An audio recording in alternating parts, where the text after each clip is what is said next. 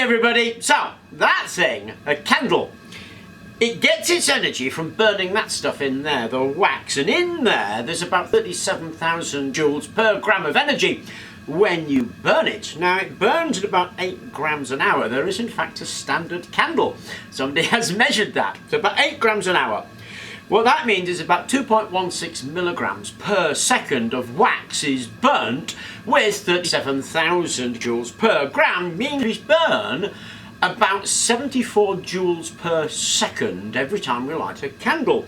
What that means is 74 watts, because a watt obviously is a joule second. So set that alight, it's going to give out 74 watts. If we put a 74 watt light bulb there, of course it's much brighter than a candle flame.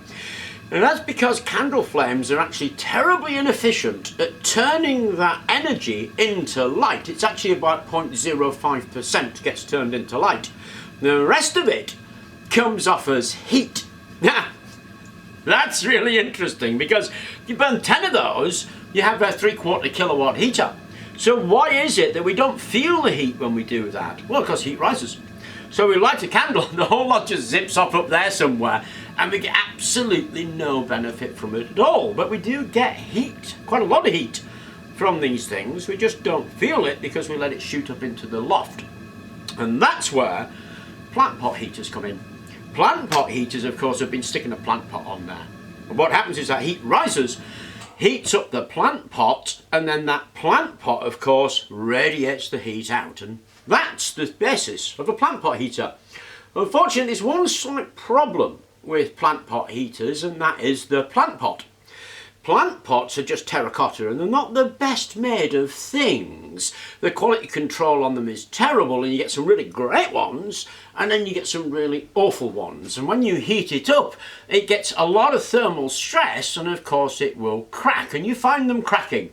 And that apparently is the reason why this chap managed to burn his flat down with a plant pot heater, because he cracked the plant pot and knocked everything over, and that set everything alight. He probably wasn't watching it. But the plant pot heater will work. It will work to give out 74 watts of power, which in itself is not a lot. Now, you're not going to heat a church hall with 74 watts of power. Remember, we've been talking about heating the person, not the place. It will heat a small place. The more you can have, the more candles you have, the more heat you'll get, and the larger the place you can heat will be. So it will definitely heat. You'll feel that heat if you have a small space. So you close off some of your rooms, for example, or you do something like the Dutch stove, for example, or you put it in front of you to radiant reflector. All that sort of stuff will mean that a plant pot heater will indeed heat up a space, albeit slowly, albeit the space small. The problem with them, of course, is they're only slightly dangerous. They're only slightly dangerous because you can't control the quality of the plant pot. So what could we do to actually make a plant pot heater that will heat a small space and isn't as dangerous as a plant pot heater? Well, to me the answer is pretty obvious. Use something better than a plant pot. The good thing about plant pots is they're readily available everywhere, but so are these things.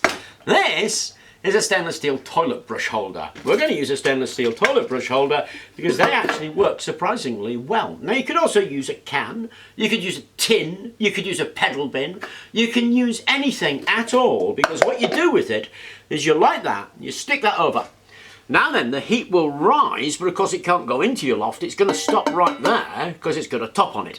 That will get hot. Then it will begin to radiate the heat out, and you'll feel that heat. So anything that will do that job is going to make a brilliant plant pot holder. Of course, what we want to do then is put it on a structure that is safe, a structure you can't knock over.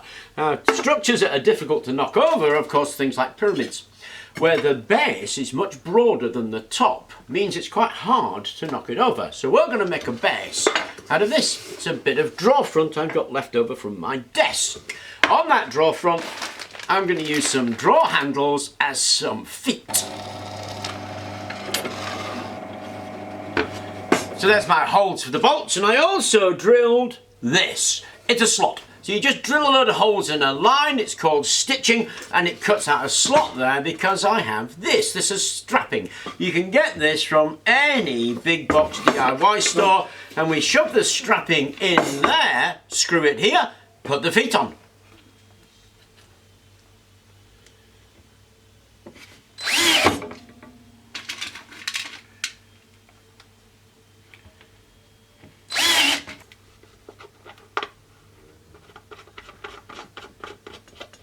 This is a cake tin, it cost me £1. We're going to slot it as well.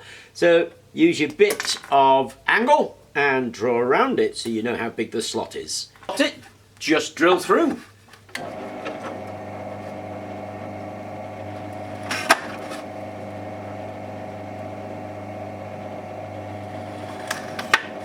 A £1 cake tin, the steel's like tissue paper, so I've got a little jeweller's file right there and just finish between the drill holes with a jeweller's file.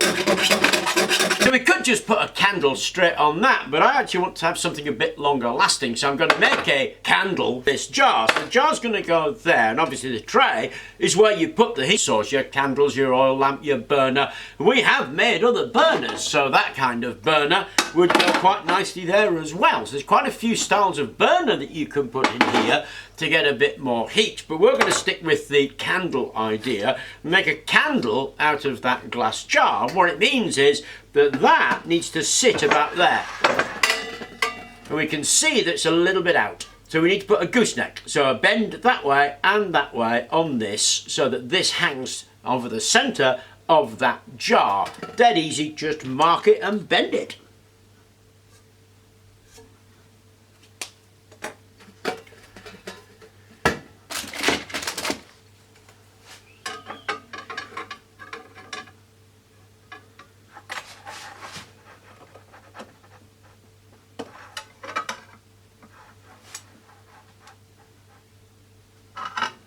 There's my gooseneck. Then we can attach this with some self-tapping screws.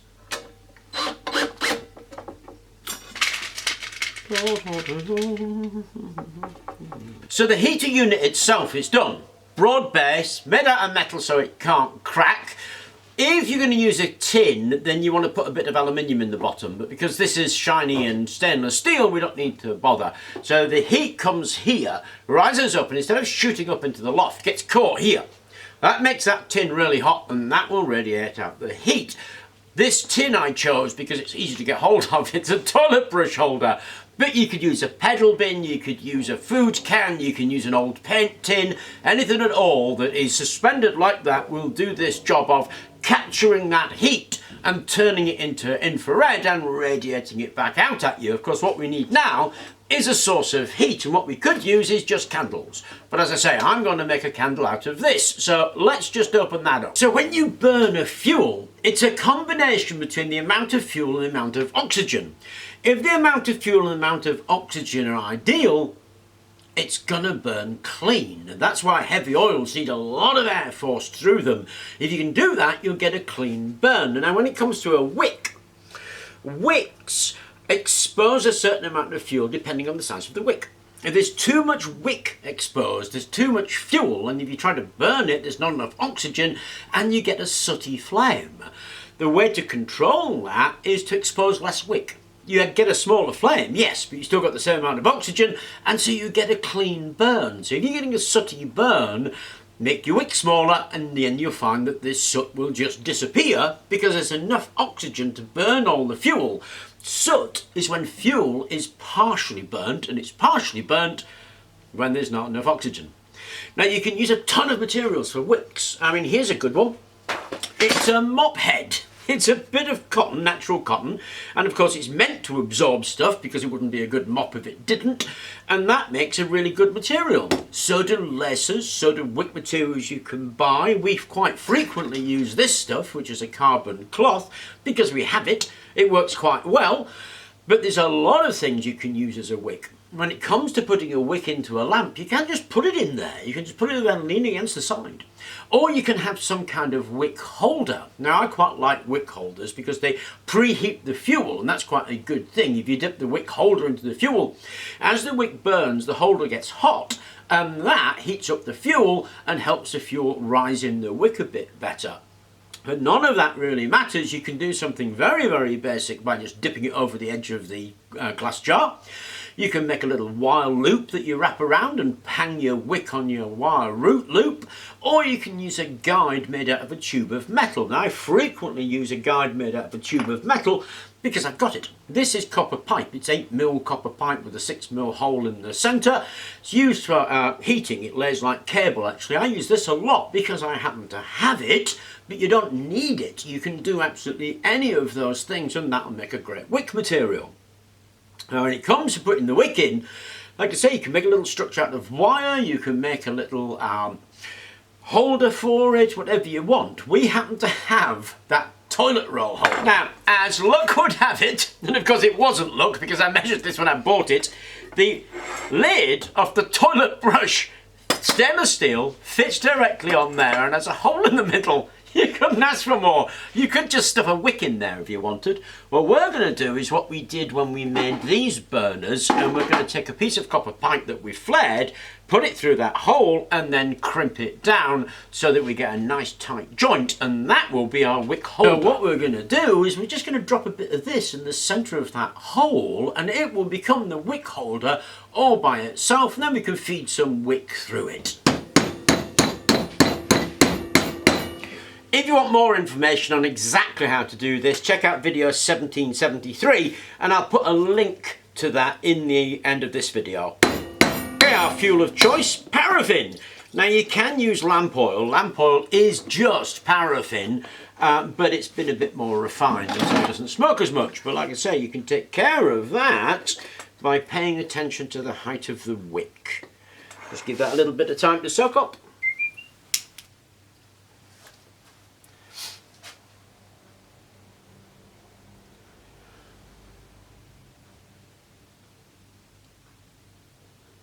And there we go, a surprisingly clean flame. Now obviously we want to put that into our heater unit.